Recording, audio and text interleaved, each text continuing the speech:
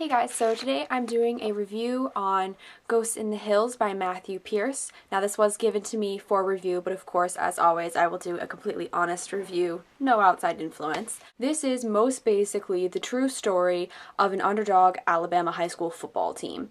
Now, Matthew Pearce was basically a journalist who followed the team for the 3 months of their high school football season in 2011, and he wrote 2 stories a week and posted them on online so that people could sort of follow this team, and it would also document the struggles because it's one of those teams that nobody really cares about, nobody keeps their eye on because they aren't going to pull forward and, surprise everybody with a state football championship. Now, something to keep in mind is that these journal articles were being posted and the team could actually read what was being written about them and then respond to it later on. So that happens in this book, which is kind of a cool concept just because most stories don't happen that way.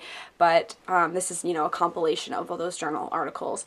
And anyway, so Matthew followed this team and he was able to, he attended all the games, he was able to get special interviews with the players and talk to the parents, and he would sit in the locker room like, pregame, pep talks and during halftime. Now, in terms of a main character, there isn't really one.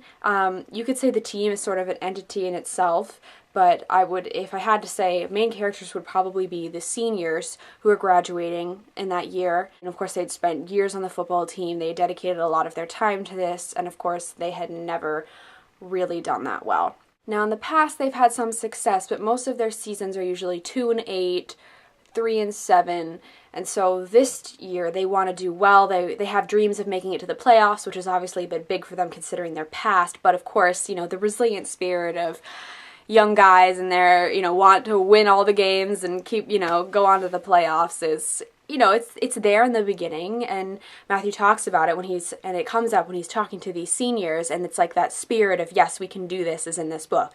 And then you follow them through these different games, and it's sort of, they don't do well and they don't win the games that they want to. Almost seems like they're cursed, like if they get one touchdown and it feels like the game's going to turn around and they're going to do so much better, then something happens, there's a huge fumble, and then they just lose possession of the ball and it just doesn't end up at all, and they, get their butts whooped in a game. Or at least I, as the reader, just really wanted them to do well because this is a true story, so there is no Hollywood ending in this.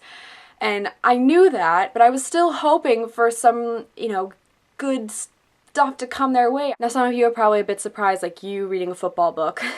I know a bit about football. I really don't spend much time watching it, but I understand, the scoring system and stuff like that. Whilst reading the book, there were some points that were a bit confusing to me because they were getting into some jargon, and I was just like, I'm lost. But, you could pick it up pretty easily and sort of figure out what was going on after, a couple sentences. And there's also more than just the games. There's also the discipline and the perseverance, especially in the Brewer Patriots case, about, being a better person, having commitment to a team. I mean, that's something that football teaches you. And this book definitely gets into that. It isn't just, win games. It gets into the psyche of these players and what they're thinking every time they lose a game, and they just want to keep going, and they're like, we'll win the next one. We can still get into the playoffs. So we'll win the next game. That's when you really start to feel for the team, is because these people are real people, and this actually happened. One great thing about this book is there is an appendix. There are actually letters from people who read the online journal and were responding to the players and sent them letters of encouragement,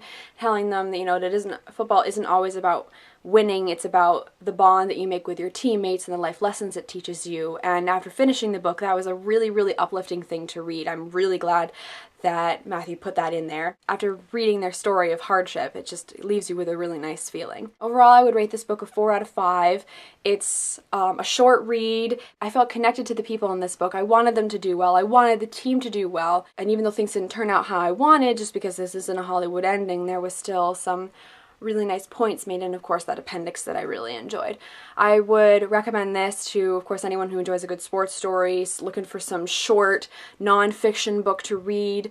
You should definitely check this out. Matthew has a very nice writing style, so it's enjoyable to get through. You don't feel like you're sludging through some New York Times article that, is just super dry. This is really interesting because it is following a real story. What's your guys' favorite sports story? I'm just interested. If anybody out there has read a sportsy story and they just really love it, feel free to talk about it in the comments. And of course, you can subscribe if you like book reviews. Check out all the other links in the doobly-doo. Thank you very much for watching, and I'll see you guys later.